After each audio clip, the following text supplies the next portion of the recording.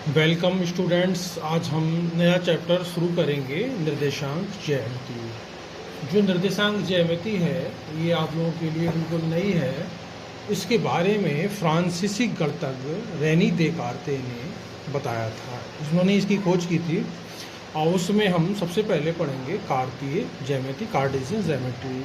तो कार्टेशियन ज्यामिति में क्या होगा कि हम किसी भी तल को, जैसे हमारा ये पेज है, इस पेज को हम इस तरीके से दो ऊर्ध्वाधर लाइन में विभक्त कर लेंगे। जैसे हमारी चार दिशाएं होती हैं, दिशाएं बांटते हैं 90 डिग्री के कोण पर।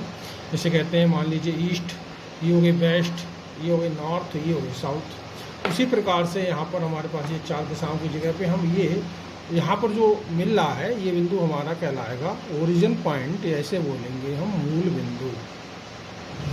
मूल बिंदु इसको हम ओ से व्यक्त करेंगे, जहाँ पर ये दोनों रेखाएं एक दूसरे से मिल रही हैं, लंबवत रेखाएं मिल रही हैं। और ये जो क्षैतिज रेखा है, इस रेखा को हम बोलते हैं निर्देशांक ज्यामिति की भाषा में ये कहलाता है अक्ष।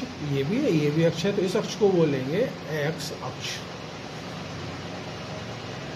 या हम इसको कहते हैं भुज।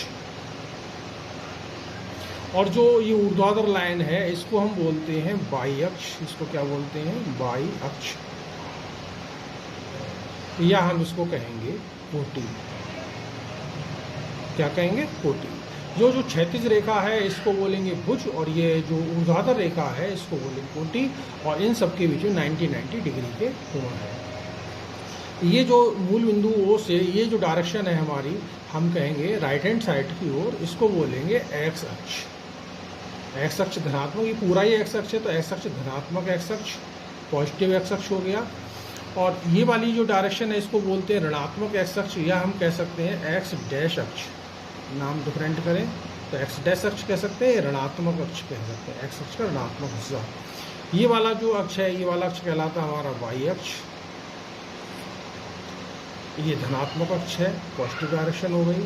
और ये वाला हिस्सा हमारा वाई अक्ष का ऋणात्मक है, या इसको हम बोलेंगे वाई डैश अक्ष। वाई डैश अक्ष कह सकते हैं, ये ऋणात्मक वाई अक्ष कह सकते हैं, ये ऋणात्मक दिशा हो गई। तो मूल बिंदु से ये हमारे राइट हैंड साइड की ओर की दिशा धनात्मक हो गई, लेफ्ट हैंड साइड की ओर दिशा ऋणात्मक हो गई, ये ऊपर की ओर धनात्मक और नीचे की ओर ऋणात्मक। इस तरीके से हमारा मूल बिंदु से चार भाग बट गए।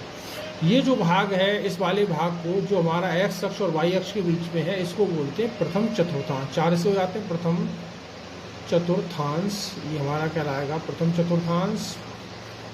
ये हिस्सा हमारा कहलाता है द्वितीय चतुर्थांश,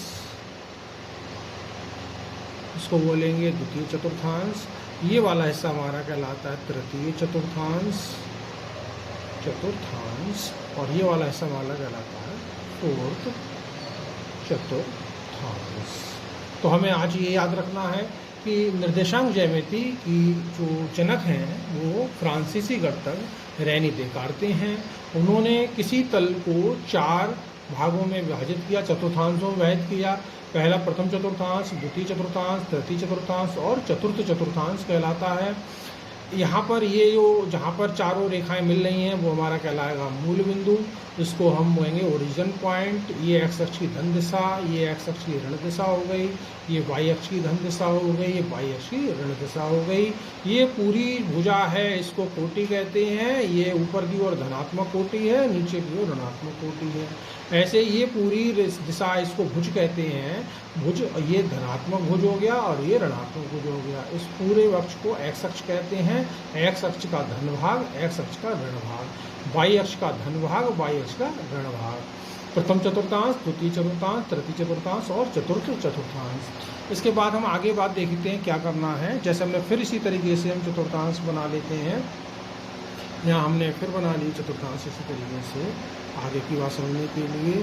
यहाँ फिर हमने इसको बनाया, ये एक्स अक्ष, ये एक्स डैश, ये वाई और ये हमारा वाई डैश अभी हमने बनाया ही था। ये धनात्मक, ये ऋणात्मक, ये धनात्मक और ये ऋणात्मक। तो हम यहाँ पर जैसे ये तल है, इस तल पे कहीं बिंदु बनाना है। जैसे मान लीजिए अभी हमने तल नहीं बनाए, जैसे तो जैसे मान लीजिए ये बिंदु यहाँ पर है इस पॉइंट पर, ये बिंदु यहाँ पर है, ये बिंदु यहाँ पर है, ये बिंदु यहाँ पर है, तो हम ये बिंदु की स्थिति क्या कहेंगे? ये वाला बिंदु, अगर हम इस बिंदु का नाम बोलें ए, इस बिंदु का नाम बोलें बी, इसका नाम बोलें सी, इसका नाम बोलें डी। तो बिंदु ए कहाँ है? अब हम बता सकते हैं बिंदु ए प्रथम चतुर्थांश में है, बिंदु बी द्वितीय चतुर्थांश में है, बिंदु सी तृतीय चतुर्थांश में है, बिंदु डी चतुर्थ चतुर्थांश में है।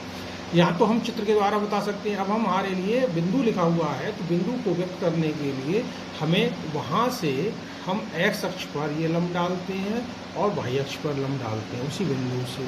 तो ये जो दूरी यहाँ से यहाँ तक की दूरी है, ये दूरी भुज की दूरी कहलाएगी, एक्स दूरी मान लीजिए, और ये जो यहाँ से यहाँ तक की दूरी है, ये वाई दूरी कहलाएगी, वाई।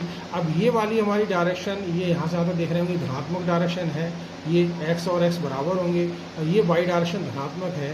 इस बिंदु के निर्देशांक होते हैं एक्स कॉमा वाई।